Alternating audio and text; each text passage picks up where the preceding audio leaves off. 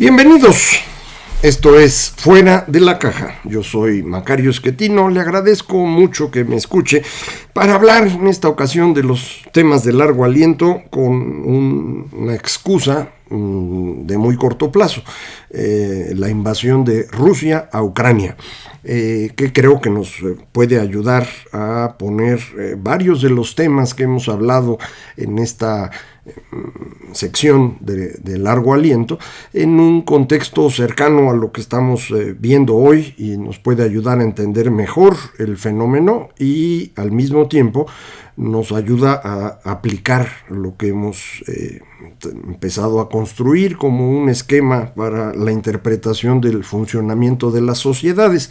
Déjenme empezar por ubicar bien en dónde estamos en términos económicos, porque esto a veces nos confunde y nos hace pensar pues que, por ejemplo, Rusia es una potencia cuando no es así.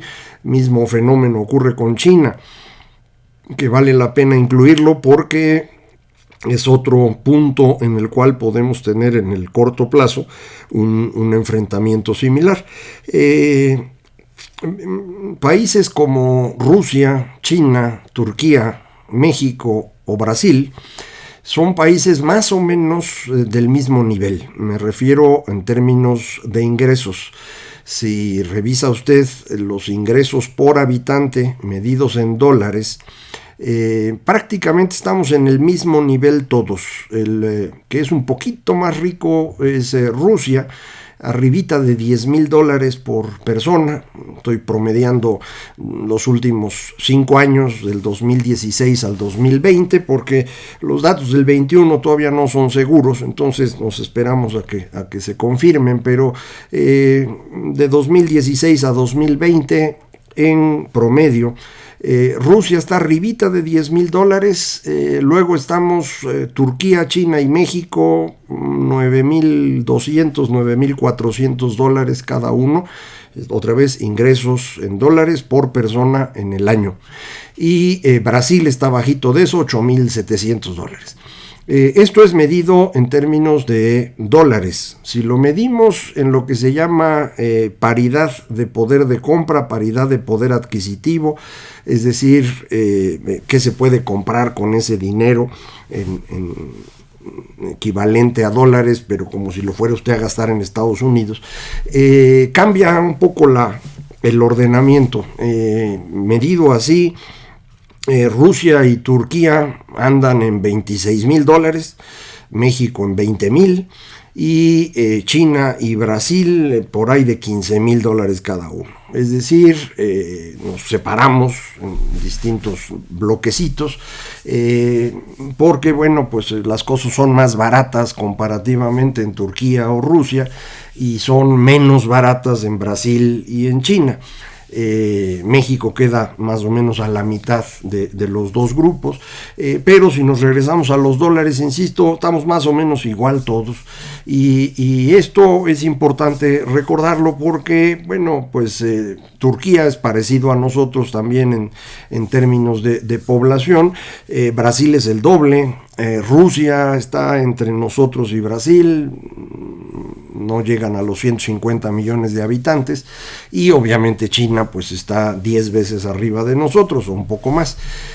A la hora que ve uno el montonzote, pues ya resulta que sí parecen potencia, pero si los ve uno por individuo, la verdad es que el ingreso no es muy grande y no da para tener, digamos, una presencia internacional tan fuerte. China indudablemente ha mejorado muchísimo en los últimos 30 años, un poquito más, casi 40, pero pues apenas está llegando al nivel de México, así que imagínense de dónde venía. Rusia y Brasil estuvieron en su mejor momento hace algunos años. De hecho, entre 2013 y 2020, solo China crece, porque recuerde usted, está montado en estas manufacturas que le permiten competir. Todos los demás nos contrajimos, peor caso es el de Brasil y el de Rusia. Los dos pierden muchísimo en ese lapso. En 2013 se vendían a muy buen precio los commodities que venden Brasil y Rusia. Turquía y México no son países vendedores de materias primas. Algo tenemos, pero no es lo más importante, y China menos. China es un consumidor de materias primas. Pero Brasil y Rusia sí siguen siendo países que dependen muchísimo de commodities, y esto les complica la vida cuando el ciclo de precios de estas materias primas pues los deja al descubierto, y eso fue lo que le ocurrió a ambos, a Brasil y a Rusia, a partir de 2014, que se viene abajo el precio de materias primas. Es el periodo de fortalecimiento del dólar. Usted recordará, nosotros también nos pasaron a torcer con el fortalecimiento del dólar, porque pues nos fuimos de 12 a 13 a 17 a 20 pesos por dólar. Pero ese es el golpe que nos toca a nosotros. A ellos les toca doble: se devalúa o se deprecia su moneda, y al mismo tiempo sus exportaciones se vuelven mucho más baratas comparativamente. Esta caída de ingresos en Rusia creo que es lo que explica la necesidad que tiene el señor Putin de mostrarse como alguien importante, como este héroe que platicábamos, que es el que guía a su sociedad, una mezcla entre el héroe y el pastor carismático. No tuvo que hacerlo en el periodo en el que estaba Trump, porque pues Trump trabajaba para él literalmente, entonces no necesitaba hacer nada. Pero ahorita, viendo que Biden no es igual, y confiando en que la debilidad que había mostrado Biden al salir de Afganistán era un rasgo de comportamiento, dijo pues ahora es cuando, y vámonos sobre Ucrania. Creo que no le está resultando. Creo que el señor Biden sí se equivocó en Afganistán, pero creo que ahora no se ha equivocado, ha actuado de manera bastante inteligente, no se ha enfrentado directamente, pero ha logrado ir juntando a la Organización del Tratado del Atlántico del Norte, la OTAN, que pues Trump casi destruye. Y creo que Putin ha ayudado mucho para que se pueda volver a organizar. Perdón, aquí teníamos el problema de que Europa pues se ha echado en la hamaca desde hace mucho. No han estado invirtiendo en su propia defensa, no les interesa mucho resolver problemas ni siquiera en su periferia cercana. Recordará usted la guerra en Kosovo, donde pues la tuvo que ir a sacar el señor Clinton, porque ellos no se estaban metiendo, y ahora pues igual se estaban haciendo guajes. Incluso me pareció muy malo el comportamiento del canciller alemán. Ya rectificó y ya empezó a meter presión él también con esta línea de gas, el Nord Stream 2, que va a enviar gas desde Rusia hasta Alemania, pero por fuera, digamos por el mar, de manera que no entra ni a través de Polonia, Bielorrusia o Ucrania. Y eso pues para Putin es determinante, porque, insisto, ellos viven de vender petróleo y gas. Rusia prácticamente no tiene nada más. Sí tienen un ejército fuerte, sí tienen las armas nucleares. Han desarrollado muchísimo el asunto de la ciberguerra, y eso es lo que estuvieron utilizando para impulsar a Trump, ayudarlo, tratar de que se reeligiera. Y ahí tienen todavía estas herramientas que probablemente utilicen, pero pues, el señor Putin, insisto, está presionado por una sociedad que le está exigiendo que las cosas no están bien. Tiene una oposición creciente, y entonces, bueno, pues se le ocurrió atacar a Ucrania, que es el más sencillo que tiene ahí cerca, más llamativo, aprovechando que tiene ahí un par de pedacitos en donde hay separatistas de origen ruso instalados en Ucrania, en esta región que se llama el Donbass. Recordará usted que en 2014 invadieron y se quedaron con Crimea, argumentando que Crimea no era parte de Ucrania, que se las había regalado Khrushchev y que por eso la iban a tomar. Pues ahora, con esa misma forma de explicar, el señor Putin dijo, pues la verdad Ucrania ni ha existido nunca, no tiene una historia como Estado independiente, su territorio en su gran mayoría fue resultado de la Unión Soviética. Todas estas cosas pueden tener algo de razón, pero las está utilizando para legitimar la invasión. Reconoció entonces a los dos territorios del Donbass, en donde los separatistas le dijeron que necesitan ayuda, y dijo, pues sí, son estados independientes y ahí va el ejército. Hasta ahí están. En el momento que yo grabo, no sé qué va a pasar después. Probablemente haya un enfrentamiento violento. Creo que Putin va a perder por donde le busque. No era su intención llegar a donde está, su intención era pues que se le rindieran en el camino, como ya ha hecho varias veces, pero ahora pues no se echaron para atrás los contrincantes y él va a tener que avanzar y vamos a ver qué ocurre. Reitero, China está en una circunstancia similar. En China las cosas parece que siguen bien, porque pues nunca sabe uno con certeza si los datos que ellos producen y que utilizan las agencias internacionales son ciertos o no.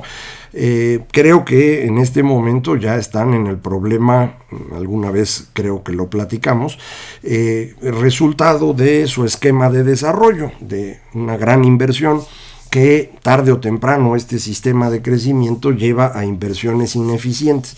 Ya entraron en eso desde 2009, ahí es cuando ellos querían ajustar y empezar a tener un mayor consumo interno. Los espantó la gran recesión y le volvieron a meter dinero a inversiones cada vez menos útiles, y cuando eso ocurre, tarde o temprano viene un ajuste que obliga a prácticamente el estancamiento. Es lo que le pasó a Japón en 89 y nunca volvió a crecer, y creo que eso es lo que está pasando en China. Esto ocurre simultáneamente con una pérdida de población que estamos viviendo ya en prácticamente todo el mundo. Casi creo que nada más crecen los países africanos del sur del Sahara. Es el único espacio donde hay crecimiento demográfico. Los demás estamos ya detenidos o incluso perdiendo población, y China está en este problema porque ellos utilizaron esta política de solo un hijo por familia, en la idea de dejar de crecer poblacionalmente, que parecía buena idea, pero no lo es. En realidad esto, por un lado, llevó al asesinato de millones de niñas. La pareja que nada más podía tener un hijo prefería que fuera hombre, y en muchas regiones de China hubo asesinatos continuos, no masivos, continuos de niñas para pues quedarse con un solo hijo. Hoy lo que tienen es un exceso de hombres que no tienen pareja y no la pueden conseguir porque no hay. Y eso siempre es un problema interno bien difícil de administrar.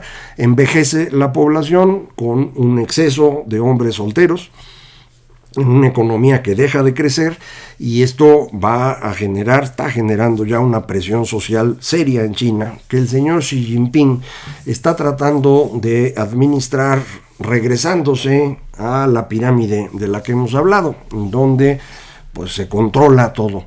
Esta idea pues funciona muy bien en una sociedad rural, en una sociedad relativamente pobre, como fue China durante mucho tiempo con las dinastías. Esta es una nueva dinastía, pero ya muchos chinos han visto de cerquita lo que significa la posibilidad de comprar lo que te gusta, de participar en la economía global, y pues le va a costar trabajo convencerlos de que se regresen a comer arroz. Entonces van a tener un problema. La esperanza china era que podían hacer lo que hizo Japón y Corea y crecer hasta convertirse en un país desarrollado, como les ocurrió a aquellos dos. El asunto es, China es tan grande que, a pesar de que ha sido la tasa de crecimiento más grande de la historia por más tiempo, pues apenas les alcanzó para llegar al nivel de México, que no es nada espectacular, tampoco es tan malo para que vea usted y no se ande quejando de que en México somos un país pobre. Pues no, estamos en este nivel de países, otra vez China, Rusia, Brasil, Turquía, México, no es cualquier cosa. Pero pues para la oferta que había de que China iba a ser un país desarrollado, pues ya no se cumplió, y se van a combinar todos estos fenómenos y van a llevar al señor Xi Jinping a una situación similar a la de Putin. Y el camino claro para Xi Jinping es Taiwán, y eso sí es un problema mayor. Digo, lo de Ucrania no es cosa menor, pero esto es todavía más grande. Los estrategas estadounidenses ocasionalmente han dicho que esperan que haya un problema ahí en el transcurso de estos 2 años, y bueno, pues vamos a ver cómo se puede administrar. Y es en esto en donde podemos utilizar algunas de las cosas que hemos estado viendo. Observe usted cómo desde Occidente se critica lo que está haciendo Estados Unidos y se celebra lo que hace Xi Jinping o lo que hace Putin. ¿Por qué hacemos eso? Porque, recuerde, en grandes segmentos de población es difícil aguantar la idea del rombo, de vivir en una sociedad donde tenemos una clase media grandota que puede competir en la economía, que puede elegir a través de la democracia, pero pues que no tiene este consuelo natural de la familia extendida. Y para poder funcionar adecuadamente en una democracia y en un mercado, esto va acompañado de una reducción del peso de Dios en la vida cotidiana. El único caso que parece extraordinario es Estados Unidos, perdón, pero es por este fenómeno de que Estados Unidos tuvo religión antes de tener Estado.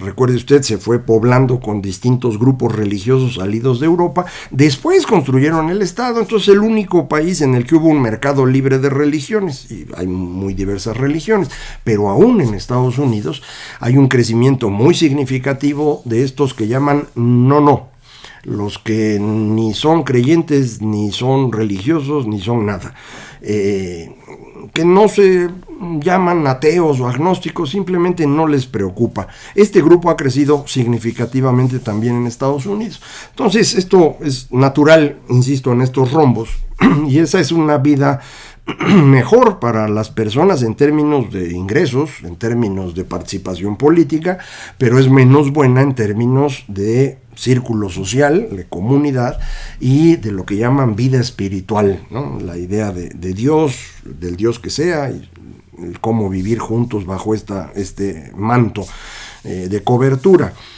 Por eso es tan difícil. Entonces en Occidente las personas que no están queriendo hacer eso están buscando regresarse a una sociedad en donde pues, se pueda tener más consuelo, una vida más de creencias, pero esto implica romper democracia y mercado y tratar de reconstruir una sociedad más homogénea. Esto es lo que intentan los grupos que apoyan al señor Trump, por ejemplo. Es lo que intentan muchos mexicanos apoyando a López Obrador en la parte sur de México, sobre todo. En otros países latinoamericanos es un fenómeno similar. Y todos estos grupos, ya sean los hombres blancos viejos que defienden a Trump, o grupos similares en Europa que genéricamente les llaman de derecha, o grupos más de corte entre católico e indígena aquí en América Latina que les llaman más de izquierda, son la misma cosa, comunidades que quieren regresarse a una vida que era más tranquila para ellos. Quieren hacerlo, pero al mismo tiempo quieren que siga habiendo dinero, que el mercado crezca. Pues esa es la parte que no se puede, pero no lo van a entender, entonces se enojan. Y estos grupos son los que están defendiendo a Putin. ¿Por qué? Porque el enemigo común es Estados Unidos para los latinoamericanos o Biden para los trumpistas. Y no les importa nada. Entonces, no se dan cuenta que lo que están celebrando son figuras que tienen como objetivo el regreso al pasado. al imperio ruso, dijo Putin, o a la Unión Soviética, le fue cambiando en su discurso, a las dinastías chinas, eso es lo que busca Xi Jinping, o aquí en América Latina, a nuestras versiones del populismo caudillista del siglo XIX. En eso estamos. Y esta es la parte que es difícil de entender, es decir, más allá de que si el señor Putin trae una presión porque la economía se cayó, o si Xi Jinping va a traer presión porque la economía no crece, hay además una base de ideas sobre la cual se pueden construir estos enfrentamientos. Y eso es precisamente lo que hemos estado tratando de agregar aquí como un elemento más en la explicación. No es que lo que yo le planteo explique todo, ni mucho menos, pero es un elemento que se analiza con muy poco y que puede resultar muy importante para entender sobre todo estos comportamientos de largo aliento, como se llama esta sección, que por hoy ya terminamos, pero regresamos la próxima semana, si se puede, a seguir poniendo ladrillitos para llegar algún día a tener una explicación más o menos coherente de este sector, insisto, este segmento de nuestra forma de ver el mundo, que son las ideas. Muchísimas gracias. Esto fue Fuera de la Caja.